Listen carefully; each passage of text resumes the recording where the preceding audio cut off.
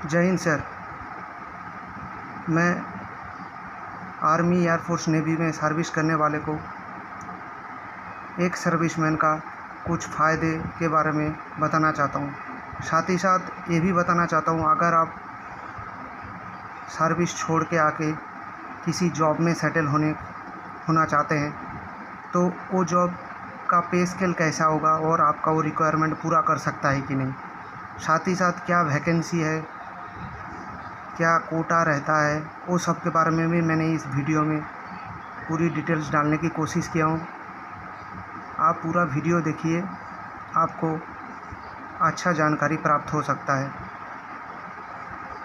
आपको रिक्वेस्ट है कि इस वीडियो को पूरी देखिए और इस वीडियो को लाइक कीजिए और हो सके तो इसको सब्सक्राइब कर लीजिए, ताकि आगे चल के आपका अगर कुछ भी डाउट हो कोटे के बारे में, पे प्रोटेक्शन के बारे में, तो आप मुझे लिख के भेज सकते हैं, फिर मैं उसकी आंसर देने की पूरी कोशिश करूँगा। तो पहले ही मैंने ये स्लाइड डाला है कि एक सर्विसमैन का आपका पेंशन क्या होगा रिटायरमेंट के बाद, फिर उसकी डिफरेंस जो पेमेंट और पेंशन में क्या होगा, फिर ईएसएम का कोटा गवर्नमेंट जॉब में एवं एज फैक्टर क्या है उसमें, अदर गवर्नमेंट जॉब में पेमेंट क्या है, और जनरल गाइडलाइंस है कि एक सर्विसमैन किसको कहता है, और एक बार आपने कोटा अवेल कर लिया तो आगे अवेल कोटा कर सकता है कि नहीं कर सकता है। तो मैं पहला स्लाइड की ओर चलता हूँ कि आपका पेंशन क्या होगा। पेमेंट वर्षा पेंशन, यहाँ पे मैंने एक नॉर्मली पकड़ा है कि किसी बंदे का जो शायद पेंशन आउट होना चाहता है उसका मान लीजिए बेसिक पे 40,000 है, एमएसपी 5200, टीपीएल 3600, डीए प्रेजेंटली 21% पकड़ के ही चला हूँ। क्लास पे दिया हूँ 675, क्लास पे तीनों जोड़ा हूँ, किसी किसी को 2 भी लागू है, और जीएस पे दिया हूँ। बाकी पीएमएचए, एलआरए, एचआरए, एक्स ग्रुप पे फील्ड अलाउंस ये सब इसमें नहीं डाला गया, वो भी आपको मिलता है। क्लास पे पेंशन में जुड़ता है लेकिन जीएस पे पेंशन में नहीं जुड़ता है। जो भी हो, ये मिला के आपको 60,155 पेमेंट बनता है आज की डेट में। अगर उसी चीज़ को आप पेंशन में लेके चलेंगे तो पेंशन अगर कैलकुलेट होगा तो बेसिक पे 40,000, एमएसपी 5200, क्लास पे 675, पेंशन होता है सीधा इसकी 50%, तो ये हो गया 22,937, जो कि राउंड ऑफ करके 22,938। डीए 4,816.98, मतलब डीए 21% पकड़ के ही कैलकुलेट किया गया है। तो टोटल पेंशन आपका बनता है 27,755 रुपये, अगर आप कोई भी कम्यूटेशन नहीं लेते हैं तो ये 27,000 और आप पहले मिल रहा था 60,000, तो ये दोनों का गैप कब अप्रोक्स 33,000 का हो गया। लेकिन आपने अगर कम्यूटेशन लिया है तो उसको आपको एक साथ में 12 से लेकर 15 या 16 लाख, जिसको जो एप्लीकेबिलिटी है, वो पैसा तो कम्यूटेशन का मिल जाएगा, लेकिन उसके बाद इस केस में पेंशन आपका 16,286 मंथली आता रहेगा। इसके बाद चलता हूँ नेक्स्ट स्लाइड में। Quota in central government job and age factor. Class 4 या ग्रुप डी पकड़ लीजिए, जो रेलवे में, एसएससी में निकलता ही रहता है मोस्टली, उसमें 20% कोटा होता है टोटल वैकेंसी का। मैक्सिमम एज इसमें ज़्यादा कुछ होता नहीं है, क्योंकि आपका जो आर्मी का सर्विस का पूरी पीरियड प्लस उसके साथ 3 साल का जनरल कास्ट होता है, और भी SC ST होता है तो और भी ज़्यादा वो एज निकाल दिया जाता है। लेकिन अगर आप क्लास 4 में सिक्योरिटी गार्ड में, बैंक या RBI में जाना चाहते हैं तो उसके लिए वो 45 ईयर्स तक ही लास्ट मांगते हैं। स्टेट गवर्नमेंट अपनी कोटा अपनी वैकेंसी के हिसाब से निकालता है, तो उसकी थोड़ा कोटा जो है वो डिफरेंस है। उसके बाद आ जाइए group C, LDC, UTC, assistant in bank, constable in paramilitary forces, inspector in income tax department and some trade in railway. उसमें भी ग्रुप सी वाला 10% वैकेंसी दिया जाता है। इसमें भी एज ज़्यादा फैक्टर नहीं करता, क्योंकि आपका जो है मिलिट्री सर्विस जितने करते हैं वो आपका प्रेजेंट एज से निकाल दिया जाता है। तो ये सर्विस आप आराम से अप्लाई कर सकते हैं। इसमें एक देखने वाली बात ये है कि inspector in income tax department जिसकी ग्रेड पे 4600 है, जो CGL का थ्रू लिया जाता है, लेकिन वो ग्रुप C में होने की वजह से ही उसमें कोटा दिया जाता है। 4600 ग्रेड पे मतलब 2 स्टार सूबेदार इक्विवेलेंट है, लेकिन इसको CGL में ग्रुप C काउंट किया जाता है, तभी इसमें कोटा दिया जाता है, जो 16 से 20 के करीब कोटा होता है ऑल इंडिया में। लेकिन CGL की दूसरी जितनी भी एग्ज़ाम होता है जिसकी 4200 ग्रेड पे होता है, मतलब प्रेजेंट अभी 35,400 बेसिक पे होता है, उसमें और कोई कोटा नहीं होता है, क्योंकि वो ग्रुप B काउंट हो जाता है। नीचे आप ग्रुप B में आ जाइए।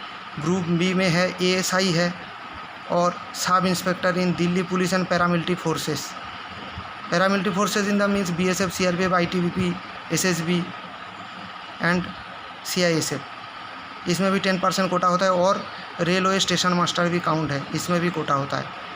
साम स्टेट गवर्नमेंट में भी सब इंस्पेक्टर वगैरह में कोटा सिमिलरली रहता है, लेकिन कुछ स्टेटों में बिल्कुल नहीं रहता है।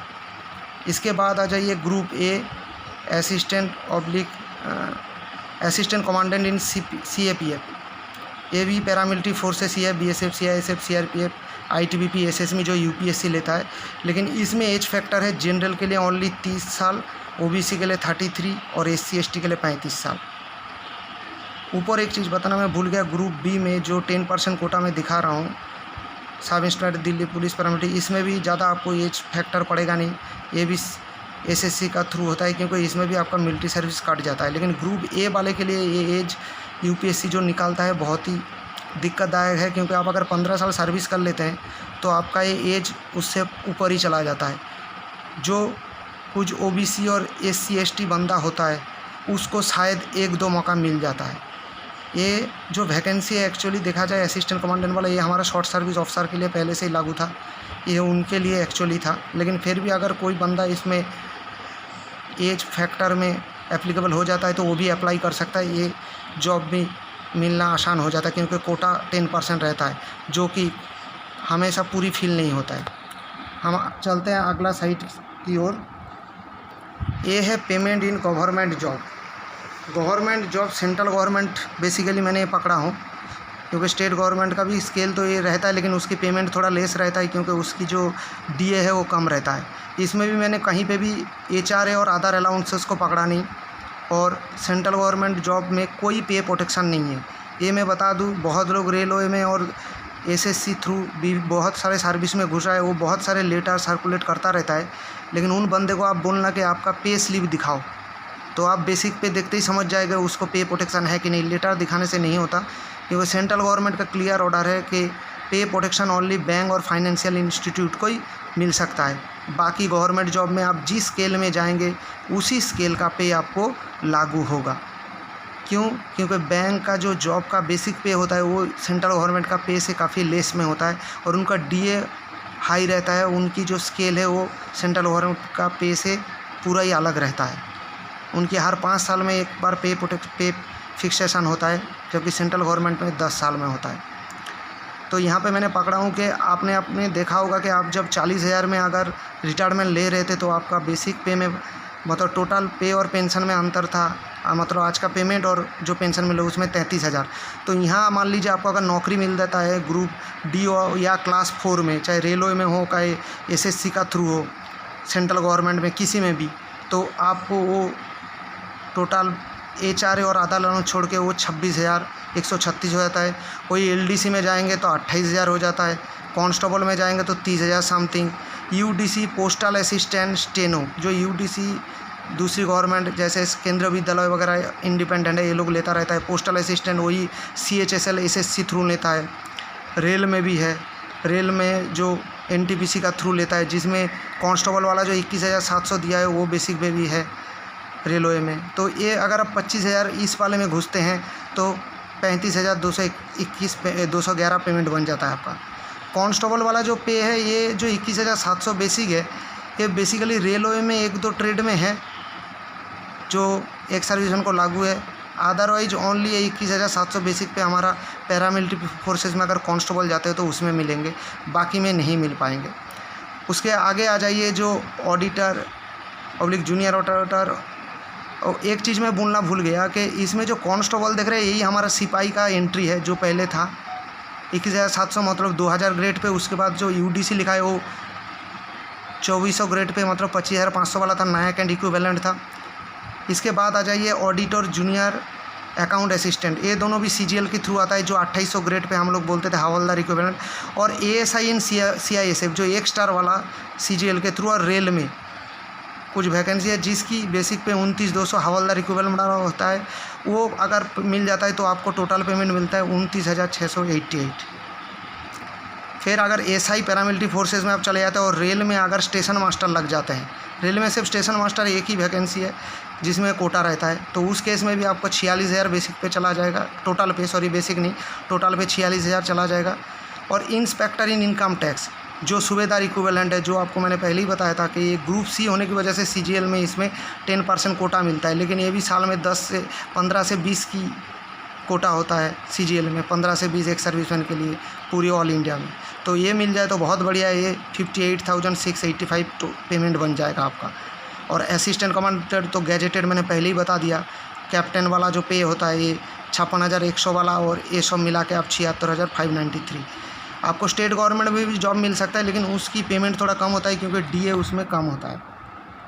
आगे स्लाइड की ओर चलते हैं। पेमेंट वही वाली जो कुछ पीएसयू है, मतलब जिसमें इंडस्ट्रियल पे स्केल फॉलो होता है, उसमें भी कोटा रहता है क्लास 4 एंड क्लास 3 में। तो इनकी मैंने अप्रोक्स डाला है क्योंकि इसकी बेसिक भी अलग होता है, सेंट्रल गवर्नमेंट जैसा होता नहीं है, इसमें भी पे प्रोटेक्शन होता नहीं है। इनका भी क्लास 4 का अगर एचआरए और अलाउंस निकाल दे तो 32,000 करीब हो जाता है बेसिक डीए। कहीं कहीं फ्रिंज बेनिफिट या जो एक्स्ट्रा बेनिफिट मतलब 32% मिलते हैं, तो वो सब मिला दो तो 32, और क्लास 3 के लिए 36 करीब चला जाता है।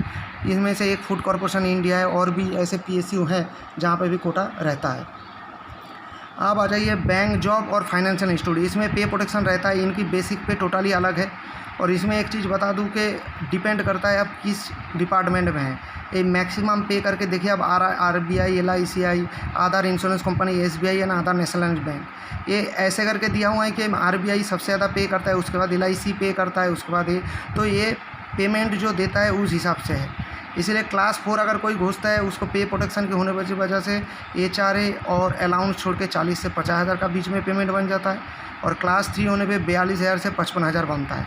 लेकिन एक चीज़ यहाँ पे ध्यान देने बात यह है कि आरबीआई और शाम बैंक और फाइनेंशियल इंस्टीट्यूट फिर आपका डीए स्टॉप कर देता है जो आपको पेंशन में मिलता है। आगे चलते हैं। आगे है applicability of ESM and Kota.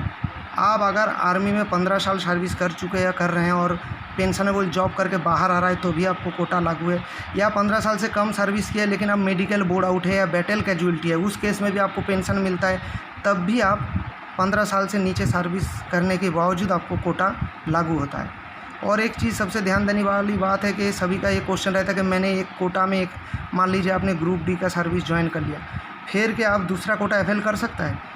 ये नहीं कर सकता है, क्योंकि गवर्नमेंट रूल यही बोलता है कि आज आपने वो सर्विस ज्वाइन कर ली, तो आज जो ज्वाइन किए उससे पहले दिन तक आपने जितना भी सर्विस अप्लाई कर चुके हैं उनके लिए आपको कोटा लागू रहेगा। लेकिन आज जैसे आपने एक सर्विस उस कोटा में ज्वाइन कर लिए, तो कल जो अप्लाई करने वाला नया कुछ फॉर्म निकलेगा, तो वो फॉर्म अगर आप अप्लाई करेंगे तो उसमें आपको गवर्नमेंट रूल के हिसाब से कोटा लागू नहीं है। आपको इसकी रिगार्डिंग कोई भी जानकारी चाहिए तो आप प्लीज़ इस चैनल को सब्सक्राइब कीजिए, इस वीडियो को शेयर कीजिए और लाइक दीजिए। सब्सक्राइब करने पे आप मेरे को अपना क्वेश्चन भेज सकते हैं कि पे प्रोटेक्शन के बारे में या कुछ, या एप्लीकेबिलिटी बारे में क्या कर सकता है, या मैं सर्विस में हूँ कैसे छोड़ने का रूल है क्या है, आप मेरे को भेजिए। छोड़ने का रूल मतलब कि आप छोड़ना चाहते हैं और यहाँ पे आपको कोटा मिलेगा कि नहीं मिलेगा, तो ये सब के बारे में आप कुछ भी टाइप कीजिए, मेरे को भेज सकते हैं। आप एक बार सब्सक्राइब कर लेंगे तो मैं उसकी आंसर देने की पूरी कोशिश करूँगा। Thank you. आशा करता हूँ आपको ये वीडियो अच्छा लगा। जय हिंद।